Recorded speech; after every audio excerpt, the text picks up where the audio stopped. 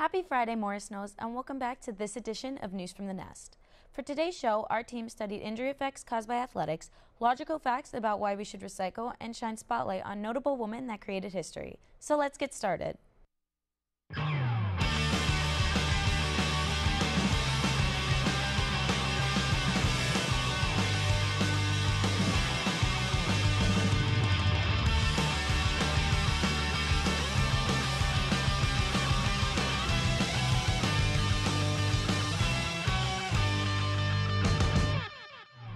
Getting hurt playing your favorite sport is a tough pill to swallow.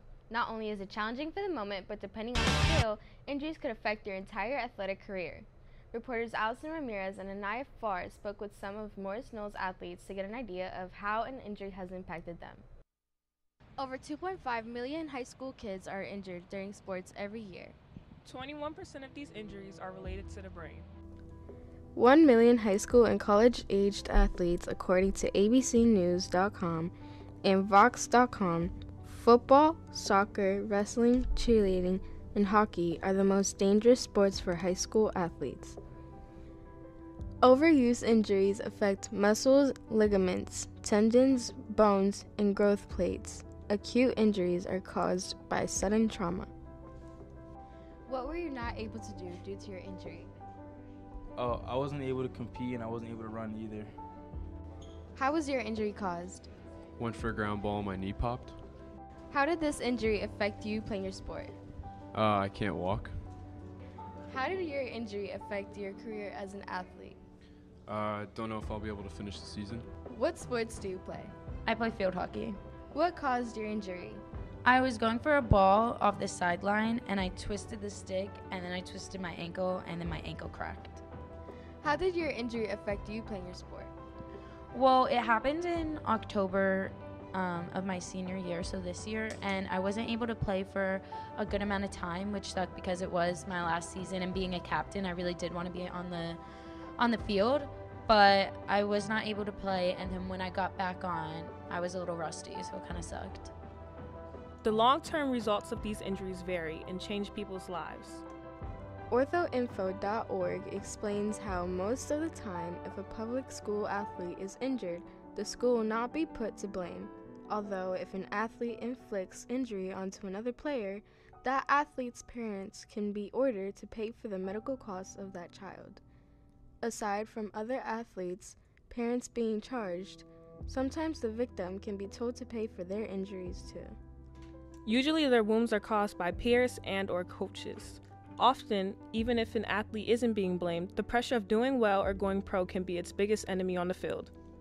With this in mind, hopefully we can continue to support our athletes and remember all the changes they go through, not only physically but mentally when they are injured. I'm reporter Anaya Farr And Allison Ramirez, reporting from News from the Nest. Thankfully, our athletes have recovered, but something that may not fully recover is our environment. Currently, our environment is at a declining rate with the lack of recycling and care. Both scientists and environmentalists have proven that recycling makes a greater impact on reducing pollution. It is an extra step in our lives that can help the issue of climate change. Reporter Julia Krasnomowitz provides more insight on this necessity. Every day, 1.3 billion plastic water bottles are used, but only 12% are actually recycled. The recycling rate in the United States has increased from less than 7% in 1960 to over 34% in 2015, according to the SCA. Recycling is a critical part of keeping our planet clean. Recycling prevents pollution, saves energy, reduces greenhouse emissions, saves money, reduces the amount of waste that ends up in landfills, and allows products to be used to their fullest extent. By recycling about 30% of our waste every year, Americans save the equivalent of 11.9 billion gallons of gasoline and reduce the greenhouse gas equivalent of taking 25 million cars off the road. So imagine what we could save and how much cleaner we could make our Earth if we increase the percentage of how much waste we recycle each year. Recycling materials such as paper from fibers drastically decreases pollution. Recycled paper creates 74% less air pollution and 35% less water pollution. Aluminum and steel cans can be recycled the most indefinitely. They are made from materials like ore and bauxite, which are materials that have to be extracted, but by recycling aluminum cans, we would be able to conserve and not extract those materials as often, and it decreases 95% less air pollution and 97% less water pollution. According to the EPA in 2019, only 8.7% of plastic was recycled in the United States. Plastic places an added stressor on landfills as it can take anywhere from 5 to 600 years to break down. We can all make a difference in reducing waste at schools. If you have any questions regarding recycling, then refer to the US EPA or your town's website. This has been Juliet Krasnomowitz reporting from News from the Nest. Thank you, Juliet, for warning us about our Earth and the conditions it's in. Hopefully we can work together to help preserve our planet. While recycling is questionably controversial, something that was once a debate and arguably still is women's rights. Let's be honest, women historically don't have the power to use their voice about inequality. Moreover, millions of women have broken boundaries to fight for their rights and influence all sexes. Today, Avery Morin highlights a handful of courageous and dominant women. As we all know, March was Women's History Month. While we have some amazing, inspiring, hardworking women in the world today, I like to identify 5 women that have influenced my rights, privileges, and opportunities as a female and appreciate the work that they've done. I have the right to vote, but that wasn't always available to me. Susan B. Anthony is one notable activist in the movement of women voting. During the 1800s, Anthony worked alongside Elizabeth Cady Stanton to publicize the issue of the lack of women's rights. In 1872, she allegedly illegally voted in Rochester, New York. Anthony was the icon of the women's suffrage movement, which was the movement that fought for a woman's right to vote. They created a Declaration of Rights for conventions and even formed the National Women's Suffrage Association. Although she died in 1906 at age 86, her influence did not. In 1920, women were officially allowed to vote nationally due to the 19th Amendment. Thank you to Susan B. Anthony for fighting for my right to vote. As I turn 18 this year, I'll think of you. Anita Hill is an extraordinary woman who is a lawyer, author, and educator. She graduated from Yale and started the right to sue for sexual harassment. In 1991, Hill pushed Congress to pass the Civil Rights Act of 1991, which established a line of protection for women in the workplace. After her college experience, Hill was able to make her way as a worker in the U.S. Department of Education's Office for Civil Rights, where her co-worker, Clarence Thomas, constantly made inappropriate jokes, created uncomfortable situations, and would present disgusting acts. I began to feel severe stress on the job. I began to be concerned that Clarence Thomas might take out his anger with me by degrading me or not giving me important assignments. I also thought that he might find an excuse for dismissing me. She spoke and worked with a group called Working Women United to speak about this issue with other women who related. This motivated many women to enter politics and talk about their own experiences, which raised awareness of sexual harassment in the workplace. Today, Hill advocates for gender violence at a government level. Thank you, Anita, for building a safer place for people to do their work.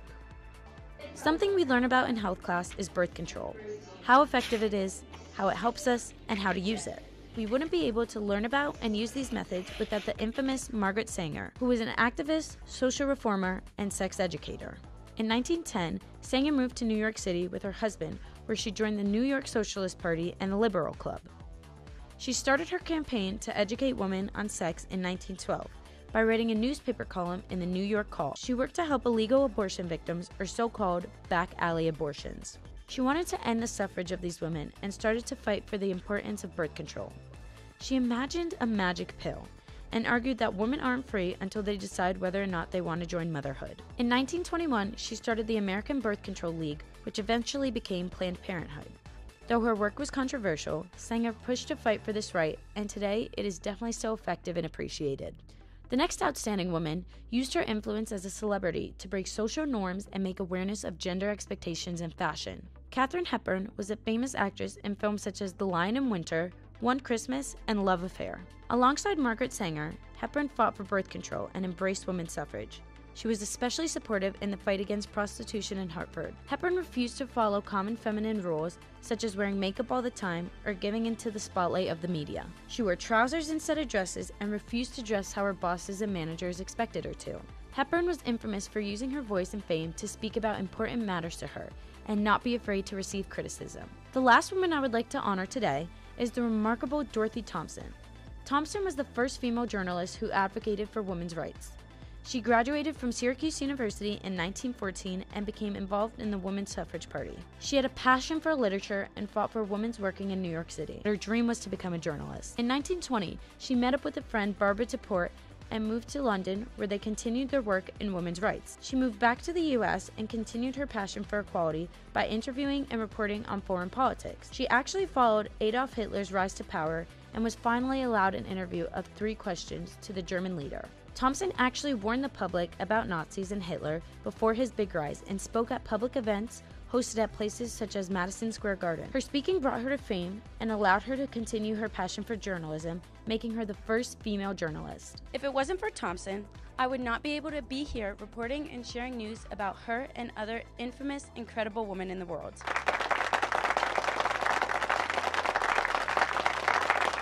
Now that you've learned about 5 women that have influenced me, take the time to investigate 5 women that have affected your opportunities and rights. Appreciate the wonderful women around you. Celebrate Women's History Month. This has been Avery Morin reporting from News from the Nest.